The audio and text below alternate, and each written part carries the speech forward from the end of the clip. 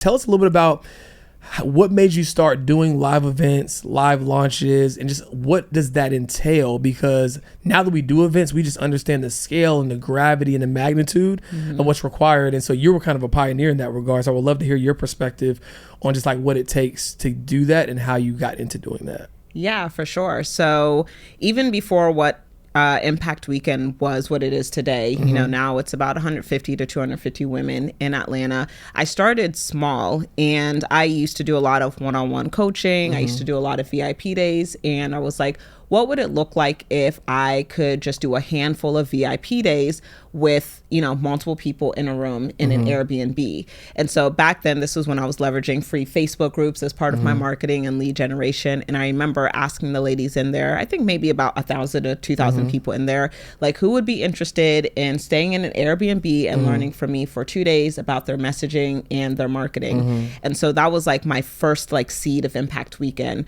And then I eventually, you know, launched it. I had 12 women come at $2,000, and I felt really good. I'm like, okay, just had a $24,000 launch. And I kept doing it. I did it maybe 4 or 5 times before I was like, I want to go bigger with this. Like, keep selling out 12 to 15 women. People are still wanting to work with me. What would it look like if I went bigger? And I was a little nervous to go bigger because I've always created a lot of intimacy between me and my community. And I always felt like anytime I would see a Stripe notification or a PayPal notification, I would know who it was, right? Like, oh, they've responded to my email before, or we've DM'd, or I've seen their name inside of my community. So I had this fear of growing and scaling because I'm like, will I lose that intimacy and that personal touch? But I was like, you know what? I really need to expand my impact. I can't just stay small forever. Right. So when I decided to do Impact Weekend on a bigger scale, what allowed me to keep that intimacy was I had what we called impact coaches. Since my company is called Built to Impact, we had other coaches who would take my frameworks and teach the women throughout the event. Yep. And it was really cool to see that people weren't 100% reliant on interacting with me one-on-one, but so long they had access to my frameworks and my team and an extension of my vision, that it was still okay. So it was really, really cool to see that. And I think that was also a time where I started to shift from like really solopreneur to CEO and like personal brand to actual like entrepreneur. So doing the larger events has been amazing. Obviously from a monetary standpoint, which if we should go into the strategy of live events because everybody thinks like, oh, let me do a live event. It's like, no, this is, chill, bro. You better have money up front for this, right? You better have a strategy to make, like, there's very few people who actually profit from events. And we happen to profit from ticket sales because of what we price it at. But even if we just broke even on ticket sales, I would be happy because the goal can't be to profit from ticket sales, right? The goal got to be to profit from the, you know, either the back end offer, sponsorships, whatever it is. But, you know, it's been a really cool journey so far. It's been profitable. It's been stressful at times, you know, but learning in real life. So I'll let you get one in. Yeah, because I know we're going to spend a lot of time on the events part because we need to know about that as well and how to make money from that. But I just want to talk about the importance of messaging because starting out entrepreneurs, right? They need you so bad. They need you so bad. People know what they do, but they don't know how to tell people what they do. Yes. People, if they don't know you, I would say if you can't articulate what you can do, I can't pay you. Right. And the moment you go over 30 seconds, I'm out, mentally checked out.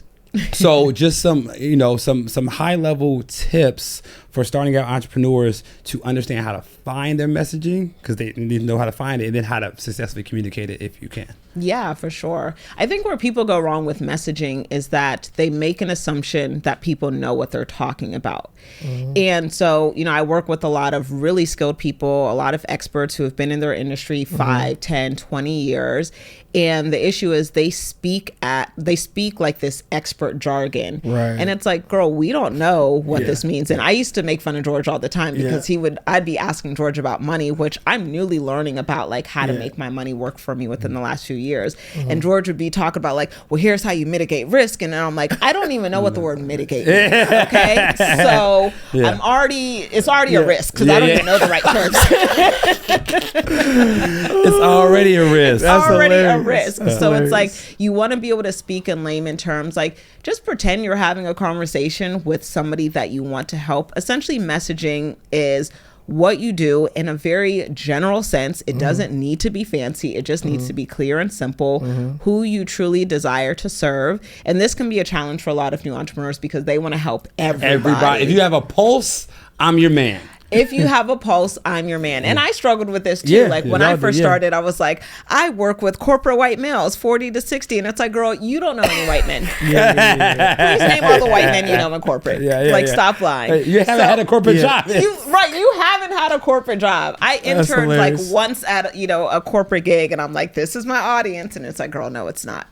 So you wanna be really clear on, what you do, who you serve, and how you serve them. That's essentially what your messaging is in the simplest form. And you'll find that, who you serve, they're usually a reflection of, what you look like or something that you've been through or related to your brand story somehow. It might not be a story that you went through, but maybe it was something that you saw growing up or you saw, in your industry that you wanted to fix. Yeah. No, makes perfect sense.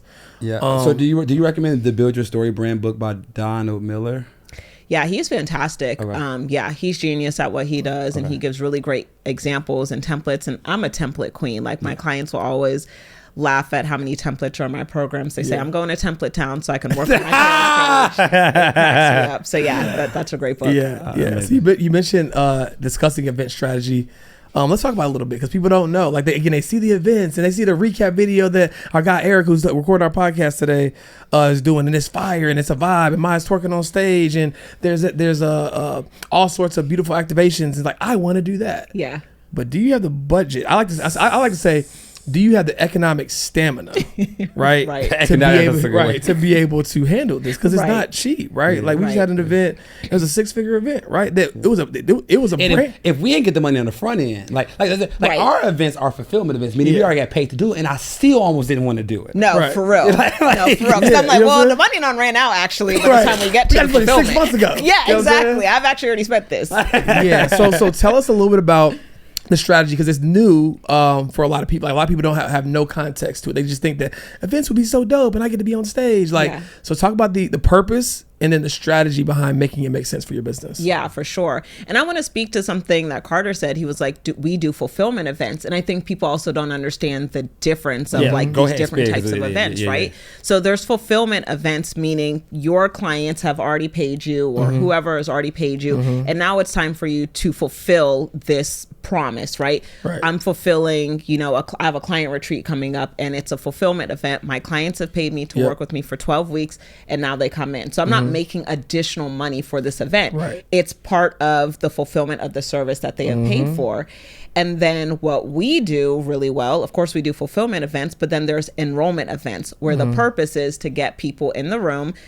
People do this with webinars and stuff. People do this with live virtual challenges, which you guys kill as well. And then the in-person enrollment events where the purpose is to enroll people into a next level offer, into your program, into your service. And so we have one main enrollment event per year, and this is the majority of our revenue. This is our biggest launch per year. And so we rely on this to go really well. So we have to have the money up front because we're like, we got to get people in the room. We got to make it Instagrammable. We got to create FOMO because we also know immediately after the event, we open up ticket sales for pre-sales to the next year. So there's just so much strategy that goes into it. This is something that we work on for at least 6 months out of the year.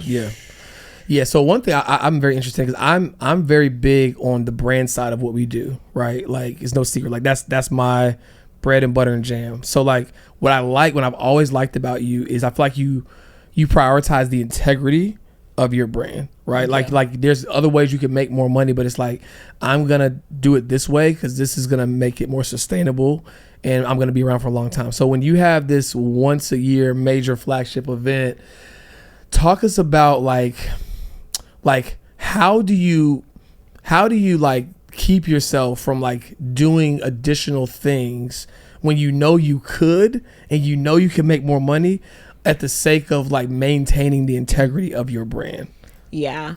I think for me, it's because I've never really been driven by money. I love money and I love to make a lot of it and I love my clients to make a lot of it, but it's not my primary goal. And I say that, I don't say that in like the fake humble, like I don't do this for the money. Like, no, if you run a business, you better be after the money. Right, like we got a saying, if you hanging out with your friends, you're not getting no money, it's a nonprofit. Right, you need to change from an LLC to a 501c3. Absolutely, real quick. And you're not going to be able to make any impact without any money, period. So definitely I want to make money, but I'm not easily distracted by other money making opportunities, since the sole purpose is not to make money. Anything I do needs to make money, but it also has to be in alignment with purpose and impact. So if I'm looking at something that can make money, but it's not, you know, bringing me additional joy, it's not making me more impact, then it's easy for me to be like, let me put that, you know, on the back burner and, you know, put my focus into this one thing. And I've also seen that you can make $1 million doing less. So it's easier not to get distracted when you know, like, having clear focus makes you good money. It makes a deeper impact with your community.